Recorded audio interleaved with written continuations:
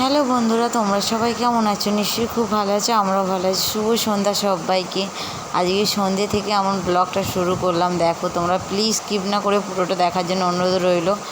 আর সন্ধেবেলা টিফিন নিয়ে চলে এলাম তোমাদের সামনে। আজকে ভাবলাম সন্ধেবেলা যেহেতু টিফিন করি, আজকে একটু দেখাই তোমাদের সাথে কি সন্ধেবেলা আমরা টিফিন করি। আর সন্ধেবেলা টিফিন মানে একটু চা, একটু মুখরোচক কোনো খাবার। দেখো, তাই জন্য আমি কিন্তু পাঁপড় ভেজে ফেললাম। পাঁপড় দিয়ে চা খেতে খুব সুন্দর লাগে। কে কে পাঁপড় দিয়ে চা খেতে ভালোবাসো অবশ্যই কমেন্ট করে জানাও। আর এদিকে আমার পাঁপড়ও কিন্তু কমপ্লিট হয়ে গেছে ভাজা। কমই ভেজেছি পাঁপড়, বেশি ভাজি না, কেননা তেলের জিনিস তো অত খেলে এমনি শরীর খারাপ করবে। এদিকে দেখো, পুরো আমার প্রায় দুধ চাও কমপ্লিট হয়ে গেছে। রচা মোটেও খেতে পারি না, ওই জন্য দুধ চা করেছি। আর চা হয়ে যাওয়ার পর আমি কিন্তু নিয়ে টিভির ঘরে ঢুকে পড়লাম। একটু টিভি দেখতে দেখতে সবাই মিলে না খেলে কি আর সন্ধেটা কাটে বলো। দেখো, চা খাচ্ছি আমি।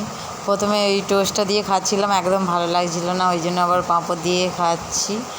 দেখো, আমার সাথে কিন্তু আমার দুটো ছেলেও বসেছে। দেখতে পাচ্ছ যে 6টা হাতে খাওয়া হচ্ছে একই জায়গাতে। ওদিকে সন্ধেবেলা চা দিই না, এখানে কিন্তু এদিকে চাটা খেয়ে কিন্তু ছেলেকে একটু পড়াতে বসেছিলাম। পড়িয়ে টড়িয়ে এই উঠে আমি কিন্তু রাতের খাবারটা বসিয়ে দিয়েছি। দেখো, ভাবলাম রোজেরই তো একই খাই, নয় আটা, নয় মুড়ি, নয় ভাত।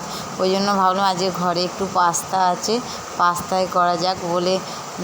ঘরে কিন্তু পাস্তার কোনো মশলাপাতি ছিল না, ওই জন্য শুধু পেঁয়াজ আলু দিয়েই পাস্তাটা ভেজে নিয়েছি।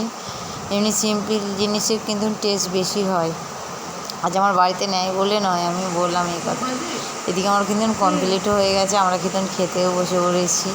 দেখো, কিন্তু এখন টাইম হচ্ছে 8:30 বাজছে। আমরা তাড়াতাড়ি খেয়ে ফেলি, কেননা দুটো ছেলে আছে ছোট ছোট।